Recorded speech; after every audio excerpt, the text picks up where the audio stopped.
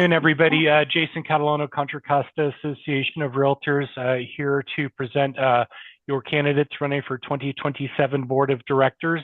I would also like to introduce immediate past president, Ms. Zena Hall, who is also the chair of the Election Leadership Committee, who's going to be moderating this meeting along with me. Good afternoon, Zena. Good afternoon, Jason, Mr. Catalano, and everyone. Just a few things to note. Voting is going to open on June 15th. All eligible voters will receive a link to go in and cast their ballots. We do need to get 15% of our membership to achieve quorum. And even though this is an uncontested race, it is still important to get the word out. So I kindly ask that you take this message back to those in your office. If anybody says they have issues voting, please have them reach out to me. Anybody who joined after the date of record is not eligible to vote. That being anybody who joined after May 15th. So there's that little caveat as well. With that being said, Ms. Zena Hall, can I kick off the questions for the candidates? Please. Okay, cool. First round of introductions. Leslie Manzoni running for President-elect, Mikkel Manzoni for Treasurer.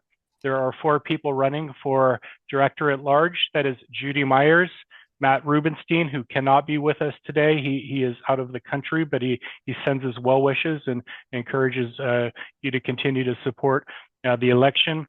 Carrie Wade and Gilda Whitehead. So we do have a series of questions that I'm going to ask. And if anybody in the audience has a question they wish to pose, kindly raise their hand.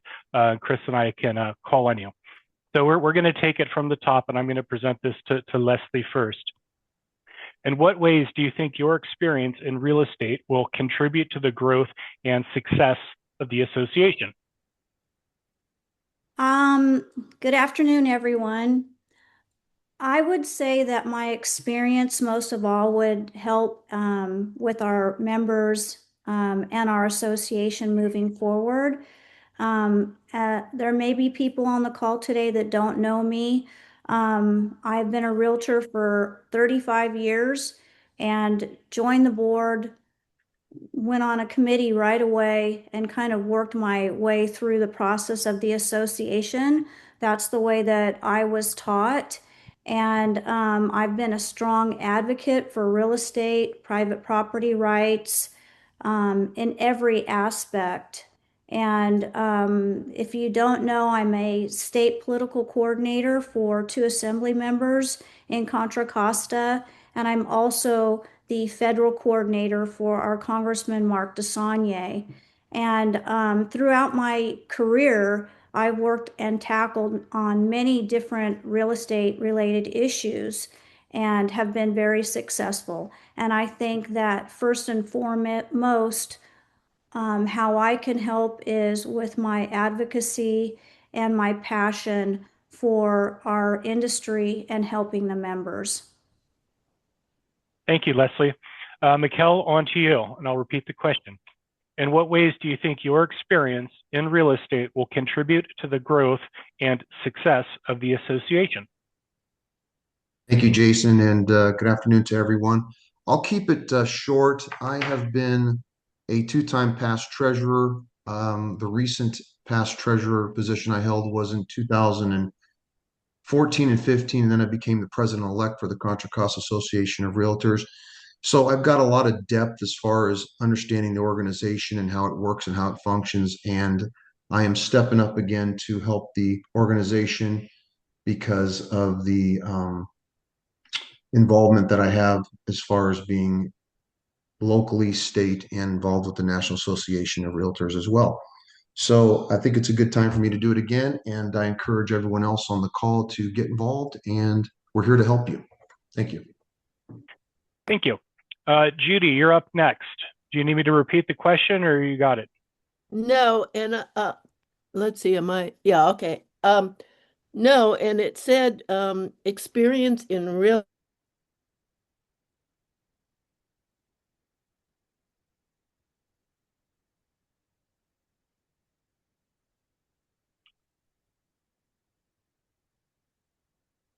I'm going to go on to the next candidate while we wait for Judy to unfreeze. And that's going to be Sherry. I'll repeat the question. What ways do you think your experience in real estate will contribute to the growth and success of the association? Oh, Hello, everybody. Judy, you froze up. So we're going on to Sherry and we'll come back to you. Okay. I'm sorry. No, that's okay. We just wanted to keep things moving. You're back. Sherry, can you please Yes, ask? good afternoon, everyone. I believe my experience, I've been in the business since 2006, so that's almost 19 years, 20 years of experience. And in that 20 years, I've actually been very active in the organization and in the real estate. Sorry, guys, and in the real estate community. So I feel that just my experience would, and because of that activity, because of my experience, I hear a lot of people, I hear what they're saying, I hear their perspective, I hear their questions, and I believe that I can help on a higher level other than just talking to them from a brokerage perspective, being part of this association. I also believe that being a realtor, you got to be more involved outward, meaning that you cannot just be involved within yourself or even within your brokerage. I mean, you'll know some stuff being involved within your brokerage, but I think being involved in the county, especially in the national, the state level, is essential.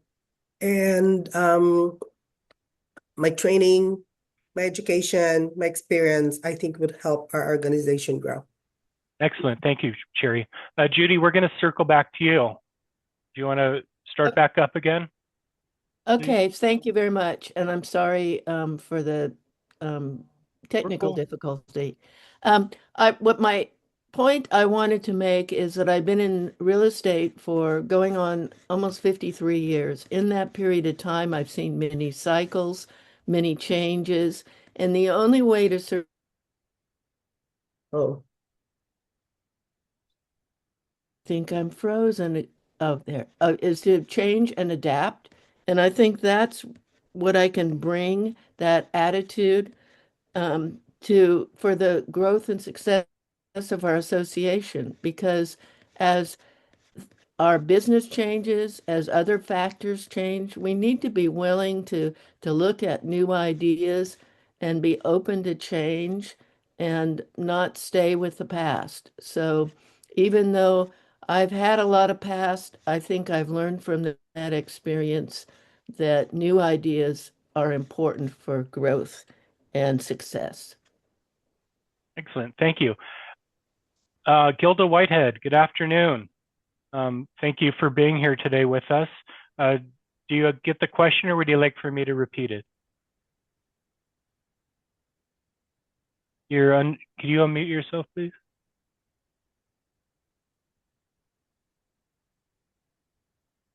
Sorry. Yes. There you go. Please repeat it. In what ways do you think your experience in real estate will contribute to the growth and success of the association? Okay. Well, I haven't had as much experience as some of the people on the call, but I've had a lot of associations with a lot of the people on the call. And I think for the last 4 years, I've been on the YPN committee. I was the chair, the vice chair. I'm on the diversity committee, home ownership committee at CAR. And I think for me, I'm just extremely passionate about home ownership rights, but also about mentoring people in our industry. And I absolutely love bringing people up to the next level and educating them. Like my manager is so great at letting me speak at all the meetings about what we're doing at YPM, but also at CCAR and how people can get involved. And that's very important to me. So that's my answer. Excellent. Thank you very much. I'd like to take a moment to acknowledge those who are currently serving on the board of directors this year for joining us and supporting the candidate forum. So thank you for taking time to be here with us as well. I wanted to acknowledge you guys. Before I move on to the next question, Ms. Zena Hall, did you have anything to add? Or? No, sir. You're doing a fantabulous job. All right, cool. I'll keep rolling.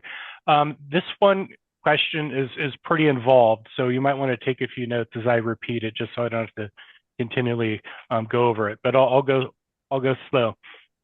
Considering the state and national push to establish DEI committees, resources, or alternative vehicles for ensuring we recognize diversity at the local levels, give us an idea of, one, do you support this directive? Again, one, do you support this directive? And two, how do you expect to implement this at the local level during your year of service? Okay, I'm going to go to Mikkel first. Thank you, Jason. Being involved already at the state and local level and national level, the DAI committees have already taken place. They're already in effect. We've already implemented this locally, statewide and nationally. And as far as I'm concerned, I see that it's become very successful. We did just have our big housing Northern California CAR meeting that was done in Berkeley, and it was a success. It's amazing to see the movement with the membership, and it's being well taken, and it's a direction that we should all be positive and push. Excellent. Thank you. Judy, I'm going to go to you next.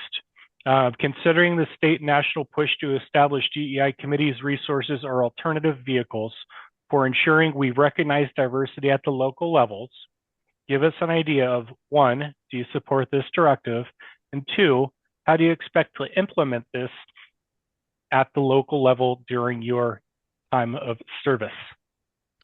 Well, I would continue many of the things that we're already doing. Just looking at the diversity among our committee people, and even looking at the candidates and the board of directors. We have fostered diversity within our association for many years. Have a equal opportunity committee. It then was kind of engaged with a diversity committee, and then that committee was folded into our local government relations committee. So we have a committee that looks at these things. That committee got a grant from the state, from the Housing Affordability Fund, for the Black Wealth Builders Fund in Richmond. So we have initiatives locally to make up for unfortunate activities that were at the national and state level in the past. So that's why there's this effort to roll back those bad things that happened with DEI committees. And I think at the local level, we're working on that, and I would support any activities that committee has while I'm on the board of directors. Thank you, Judy. Cherry, I'm coming your way next. Do you want me to repeat the question, or do you have the... I think I have an idea. Okay, cool. So first and foremost, yes, I absolutely support this, the DEI, the electronic, the EV, the diversity, and I think those are all wonderful, and I think those are necessary also. How do you expect to implement this on the local level? We have been doing such a great job. We, meaning the state level and even the local level, have been doing such a great job with promoting it, having events. The Fair Housing Fair event that we had in Berkeley, which was moved to Northern California this year, was a great move. I think it will continue to be in Northern California going forward, hopefully. So I think, to me, it's just a matter of more communications, more promotion. Let the people know that these actually are available. These events are actually happening.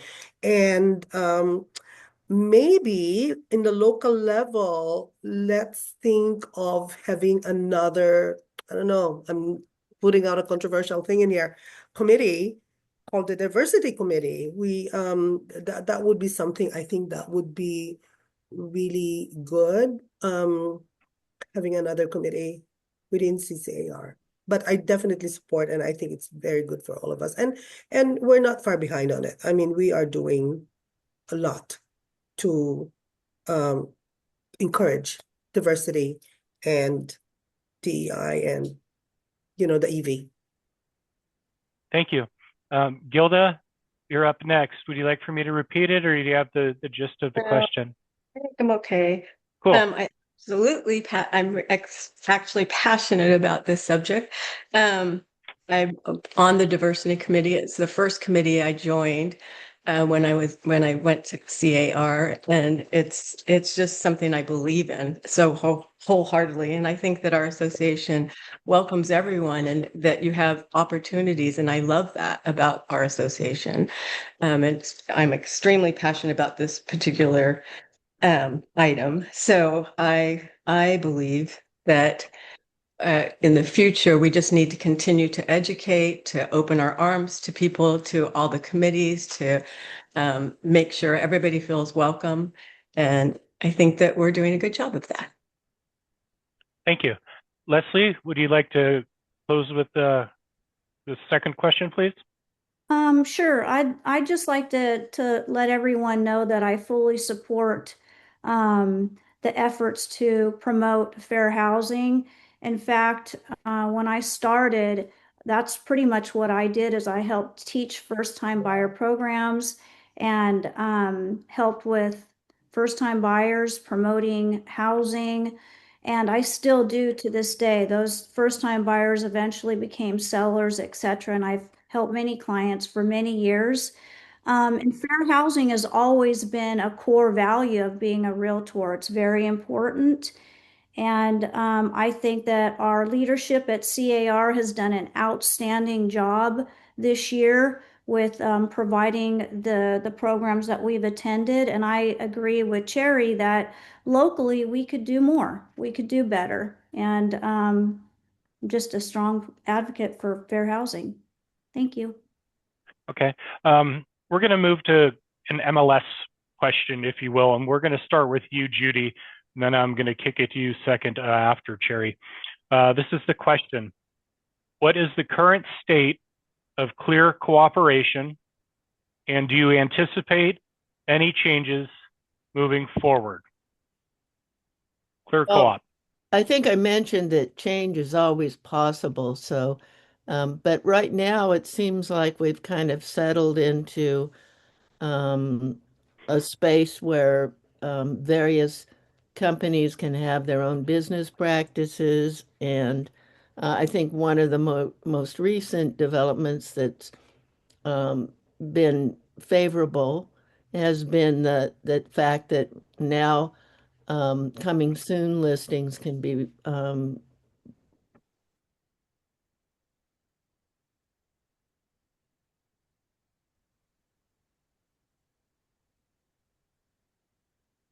Give her another couple of seconds there.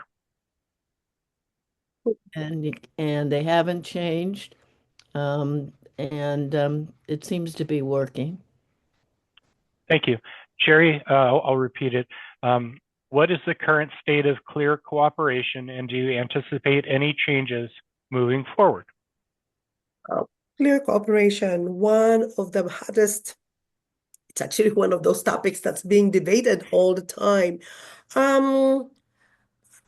It will continue to be debated because a lot of companies have their own internal policy on how they want to promote their, their coming soon listings. But I think there's not going to be any changes coming forward for this. Thank you. Gilda, clear cooperation, your thoughts, and anticipate any changes moving forward? I think clear cooperation is the hottest topic that is being discussed right now in our industry.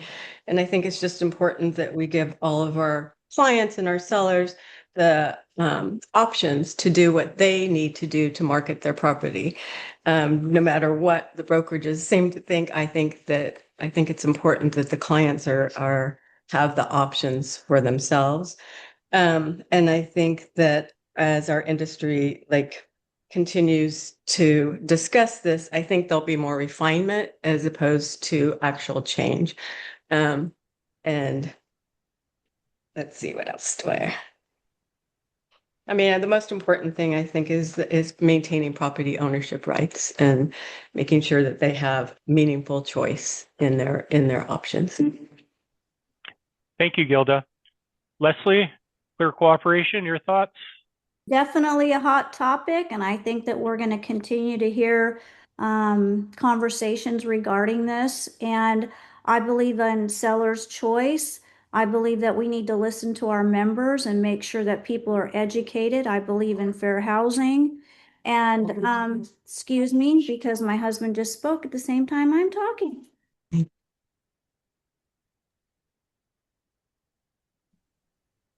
Does that conclude your answer, Leslie? Oh, yes, that's fine. Okay, cool. Mikkel, would you like to weigh in with your thoughts on clear cooperation? There he is.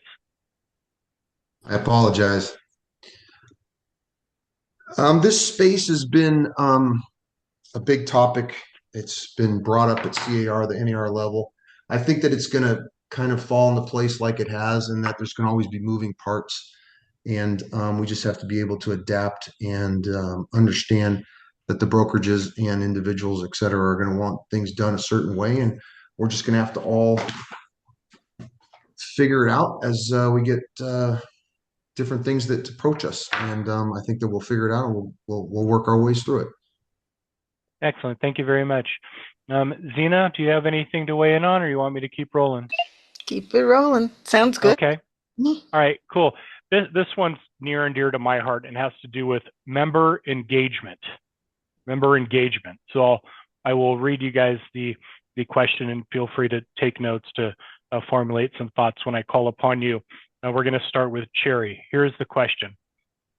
What specific strategies would you implement to increase member engagement and ensure our association remains a strong voice for realtors and legislative and industry matters? Member engagement.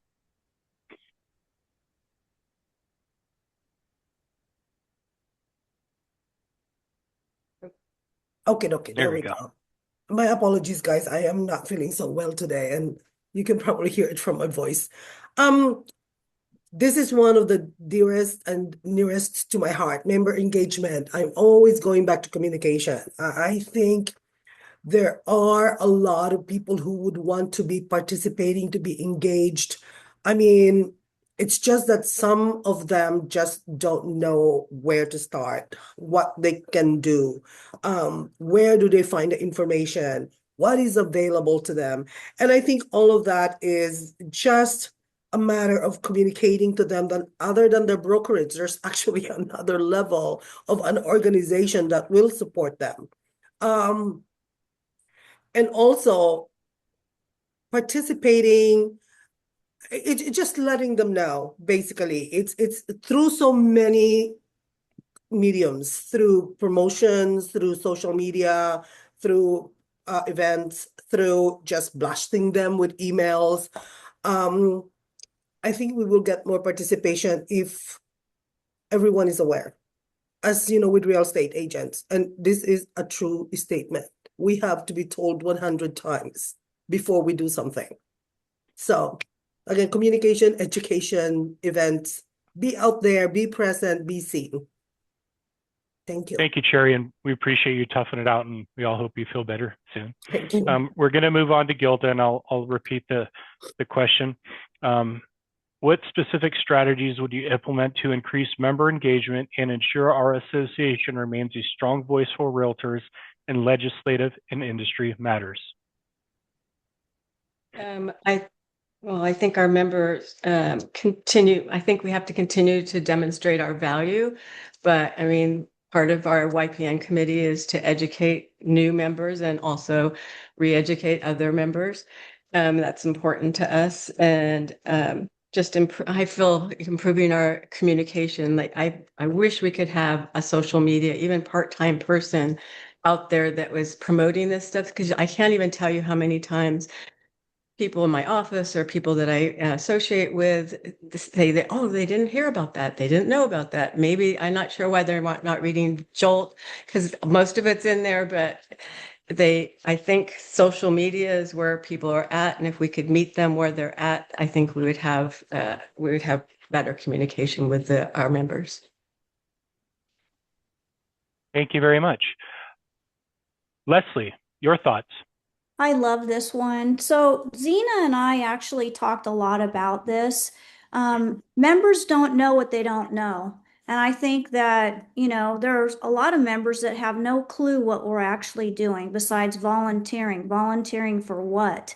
I think that taking a hot topic that is current, relevant, and having a podcast or some type of social media video that's out, maybe it's connected to the Jolt, to where maybe Zena is interviewing me saying, what do you think about such and such a topic that just came up at CAR or NAR, and her and I discuss it from our own point of view. And I think we can do better as far as leadership and promoting what we actually do. I think most people have no clue. Thank you. Michele? Okay, can you hear me, Jason? Yes, sir. All right, so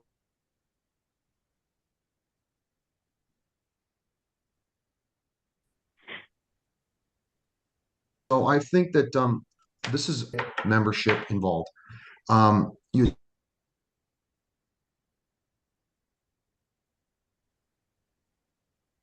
attend the meetings and you got such a great oh my, like fading out.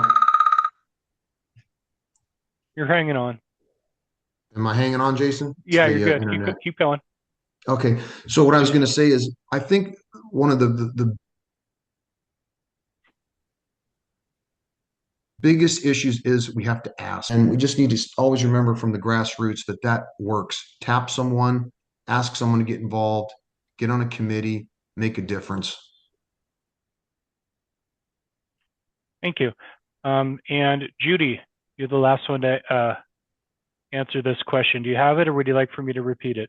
No, this is one of the toughest things that we have as an association. Realtors are busy, busy, busy, and they are overloaded with email communication. So it's hard to get through that. I agree with Jerry. We need reminders on certain things. I think our strongest engagement is at the marketing meeting level where the county, those groups often have speakers and also have association representatives. For instance, Heather Schiffman are on government affairs. So as far as working to educate people on issues and try to get people involved when we have issues coming up in certain cities, I think there's a real effort to engage people, and you have to have a hot topic to get their attention. You need to start with at all levels. In other words, you need to talk to managers, office managers, but even at the office level, people don't come into offices that much. So the in-person engagement is the best start to try to radiate out with communication. And social media is wonderful, but you have to have engagement there. Unless you can have the social media messages, but unless you have the followers, it won't go anywhere. So we have some social media now, but we don't have much engagement. So that's something we really need to build on. Okay, cool. Thank you. I'm on here with our education coordinator, Chris Dixon. Chris, if you could make sure the chat box is up and running in case anybody wants to drop a question or comment in there, please. Will do. Thank you. There are two questions that came in that were kind of similar, and I don't really want to have any overlap, so I'm going to kind of smush them together and create one question and just kind of get your overall feelings on this.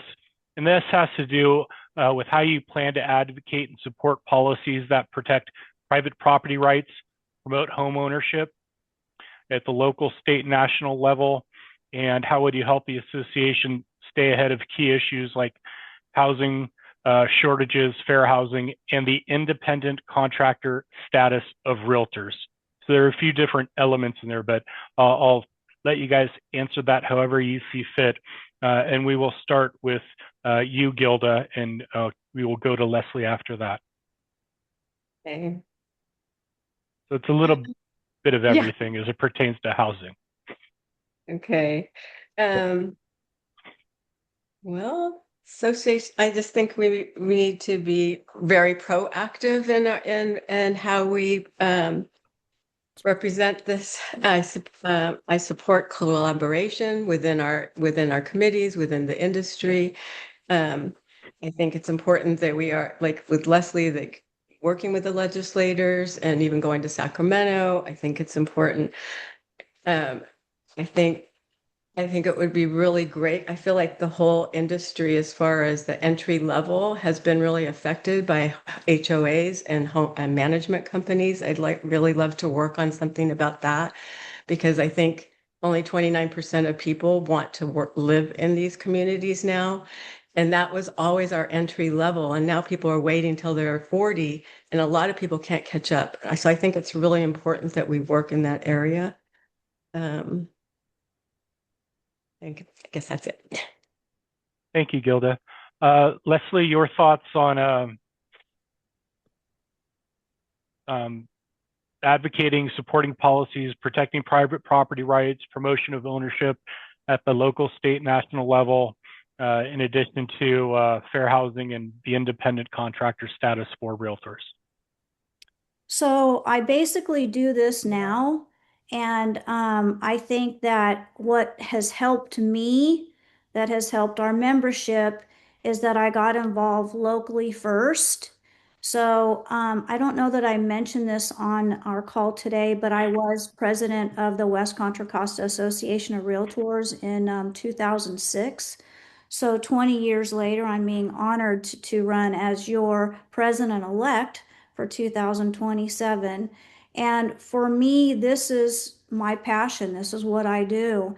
And I love it. And the personal relationships that I've built with our legislators, locally, state, and nationally. One thing I love about our association is that we are very, very engaged. We have the best government affairs person, Heather, that anybody could have. If I need something, I can call her. She's got the phone. If I need something legislatively with an assembly person, I can call. And they call me too. In fact, I got a call the other day from our congressman asking me for a favor, and I helped him. So I think that we're very lucky. It's not just me. There's a lot of people on the call today that are very, very involved. It takes a village. We have to be involved. We have to be on front of these issues, and it has to start locally, state, and nationally. And we've made some big differences. I know Judy's on the call today. She was very involved, as I was, with getting a grant through impact and helping with first-time buyers. So yes, this is my passion, as you guys can all hear. So we're doing it. And we could always do better and learn and grow. Thank you. Mikkel, would you like to weigh in on this topic, issues, challenges, successes? Sure. I'm just going to go ahead and talk about a couple of the items that are on the question. CAR, we've nipped the contractor status. It's came up several times. We've defeated it. I am also state political coordinator for our Senator Grayson. I was his state political coordinator when he was assemblyman. Like Leslie had mentioned, we have a great relationship with Heather Schiffman, and we have great relationships with our legislatures. If we need them, we can get a hold of them instantly, which happens on our red alerts. Members don't see what we do. Again, we have a strong team that's already in place, and we're just trying to keep this team getting stronger every day. But we have people already in place that are fighting for us. Myself, my wife, Leslie, other people on this call. I am also on Impact as on the state level. I'm the vice chair this year as well. So we're all involved in helping housing. We're all involved with key issues. We're all involved with getting funds and grants, et cetera. And we're just got to keep plugging away and keep moving forward with all these issues. Thank you, Mikkel. Judy, you're up next. Your thoughts on this particular subject matter, please. Well, I have been advocating. That's what got me involved in at the local level. We don't have that anymore. It's all under the umbrella of government relations. I've been on that committee for years. I've been on the committee that interviews candidates for local office. And at the state level, I've been on many policy committees, and I'm currently also an impact trustee. That's issues mobilization, political action. So that's where the local rent control and those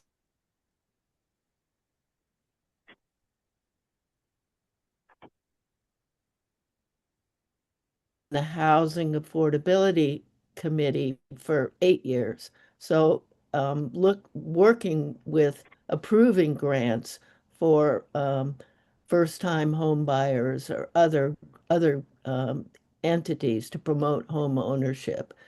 I've worked at all levels, and it's something, but one thing that nobody else has mentioned that's really important is that money is important in our political advocacy because it costs money when we're trying to fund campaigns, and we need more contributions to our Realtors Action Fund. So yeah, I would say something that everybody can do. $20 is a few cups of coffee at Starbucks, but it makes a big difference in moving these things forward and helping us advocate for home ownership and also our industry, which that fight for compensation and independent contractor thing was a measure we put on the ballot, and that cost a ton of money. So that's what I would say. I do all of those. Thank you, Judy. Sherry, we're going to conclude this question with you. Your thoughts on the topics that we've been discussing, please? So I believe that protecting property rights and expanding opportunities is one of the most important responsibilities of realtors. After all, that is the job. At the local level, we should continue to build relationships with the city and the county leaders and stay engaged with them and maybe attend their meetings, participate, and have a seat at the table when the discussions are in. I think Heather is one of the best liaison that we have for LGR, and participating in the LGR also committee is actually really, really good for us to know what is happening on the local level. Again, it's a matter of having the knowledge to be able to share that knowledge to the homeowners, to our clients, to the buyers and the sellers. And at the state and national level, we need to support the advocacy efforts of our local of CAR and the NAR. Again, contributing to the Action Fund. Attending the Ledge Day is one of the best way for us, I think, to support this initiative that we have. So I think, I'm passionate about promoting home ownership, but that also means I think that we need a little bit more help. A lot of homeowners in California are having a hard time buying a home in here. So I think any grants, government support, city support that can be provided to the new first-time home buyers are critical, and we need to advocate for those. Thank you. Thanks. Before I present my final question, if there are any questions from the members on the call, please let Chris or I know, or raise your hand for the candidates. I'll give you guys a moment if anybody wants to unmute and say anything. before I present my final question and turn it over to Zena. Stephen. Thanks, Jason. My question would be, what do each of you think are memberships or like our individual members, their top priority or issue is? All right. So Leslie, do you want to kick us off for that one? Stephen, if you could say it one more time so the other candidates can notate that. Yeah, what do you think our members' top issue is? Thank you.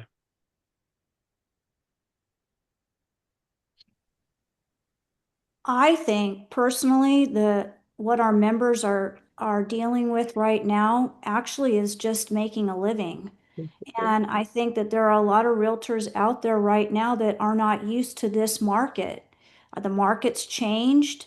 And unfortunately, I think that the brokers out there have not been offering the education and training that their agents need to help them strive.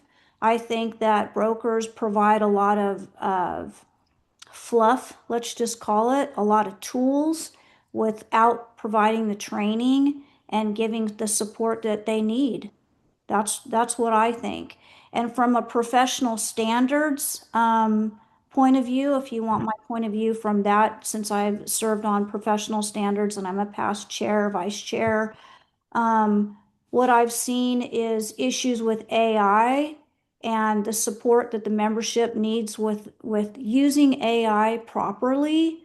Um, it's really scary out there. I mean, we've been talking about the wild, wild west for a while, but it's even more scary. And I think we need to be very engaged and be the advocates on how to use AI. I know that CAR and NAR is working on this right now, and I think we need to provide better education to our members, and I think that's what they need. Mikkel? Thanks, Jason. Just real quick, I, I do think that agents right now are struggling on making a living. Leslie and I was tasked with Leslie, but I attended it with her, interviewing other agents that are in our area, and that's really what's going on. Agents are just too distracted by everything else, just they're trying to focus on making a living. But I want to add that being involved and engaged with what we're doing today makes a difference. Attending the meetings, attending things that educate you. I think as agents, we forget that knowledge is power. And when you do these other activities that you think are taking away from your business, they're actually helping you. They're helping you become stronger, and they're helping you become a better broker, agent, realtor. And I'm a firm believer in that. And I think that the more words that we can, get out to the other members, that it will help them. It's just strong. And I'll leave it at that. Thank you. We did have another question come in, but I want to allow each candidate the opportunity to answer Stephen's question. So if we could kind of keep it brief and on time, I want to be respectful of your guys' schedules, but I'm pleased to see that this is interactive as well. So thank you for your participation. So Judy, agent issues, top pain points. Yeah, I think agents are concerned about just surviving in the business. There's a shrinking number of sales, and there's also, the rules that we all follow that a few make most of the sales. So there are a lot of people that are really, really at the bottom end, on the poverty level. So financial concerns are number one. I think that's where it's important that we communicate that at the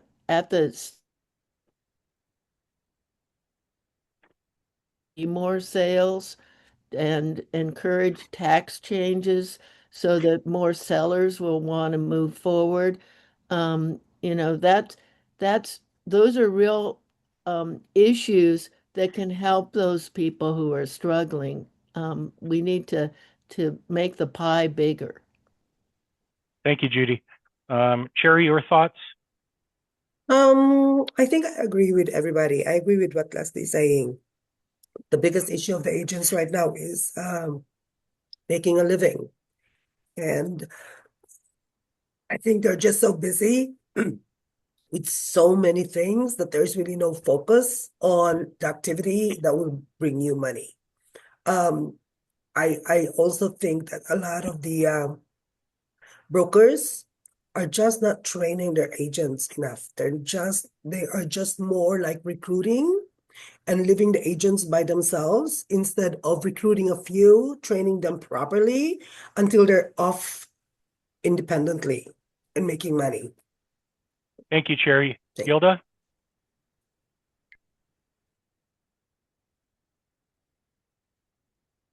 Where'd she go?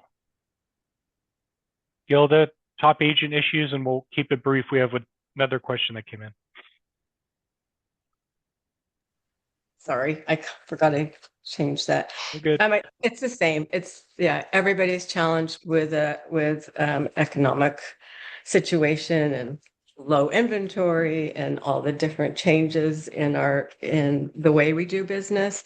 I mean, people are still struggling with the buyer representative agreement. So I think, just education and understanding that trying to help people who are new in the industry. I love to mentor, so I'm always trying to help people learn how to door knock or something like that so that they can get new, just stayed things to make sure that their business continues to grow.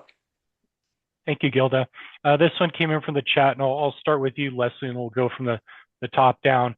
This has to do with CCAR education. The specific question is, what additional CCAR educational opportunities will be offered to agents? I got that right.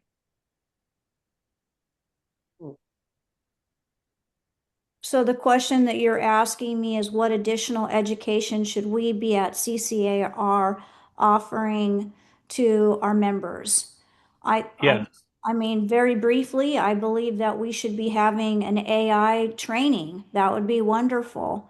I agree with Gilda. That's funny that she brought this up, but yes, she's right. Agents are not using the buyer broker agreement. I think that, we need to do some sort of training since the membership out there really isn't getting the training that they need. A lot of these brokers or managers that are running the offices aren't even in this state, which is scary. So I think that at CCAR, we can do a better job with, standard of practice. Thank you. Mikkel? Just real quickly, I think that 90% of the membership probably doesn't even realize that the education and tools that CCA already has. So before I even answer that question, I think I'd like to see the statistics on that because I think we offer already plenty and enough to educate and help our membership. Thank you. Judy, briefly? Yeah, I think we offer a lot. We have local classes. We have a lot of education on Zoom. Offer from state and national.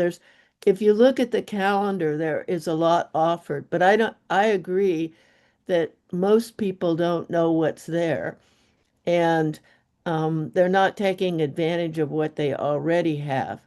But I also think that part of it is that there's some companies feel that they want to educate their agents themselves and don't want to have them take advantage of the association education opportunities. So we have to work to cooperate and work together with all of our brokers to try to get that engagement to support each other so that people are educated properly and help them understand how important it is that people act professionally and that it's money making for their agents. That's the issue you often have is I think if people are spending too much time going to classes, they're not out in the field making money, but it is critical. Thank you, Judy. Cherry?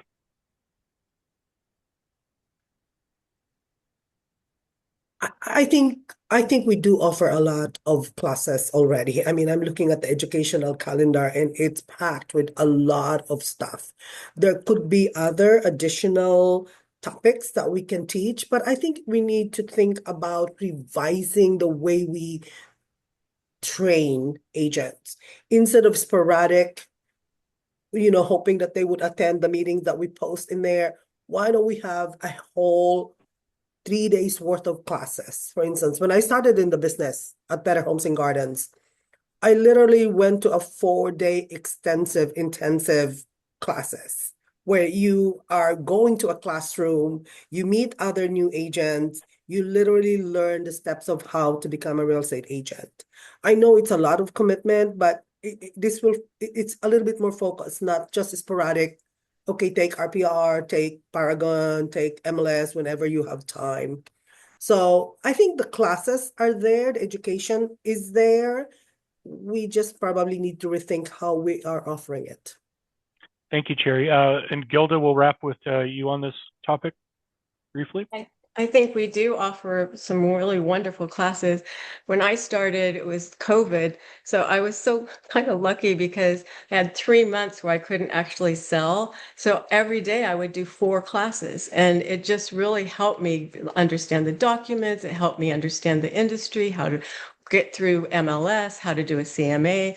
It really, really was beneficial to me to have those 3 months where I couldn't actually sell real estate.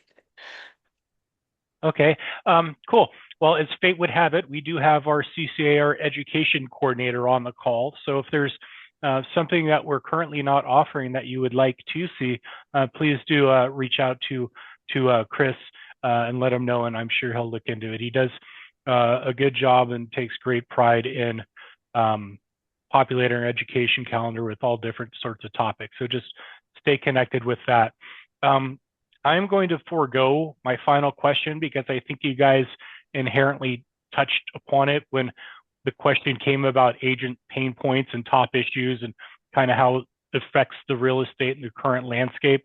And I don't want to get repetitive because I think we kind of already hit on that just by virtue of some of the other questions and how you guys definitely answered those questions and gave some real thought to it.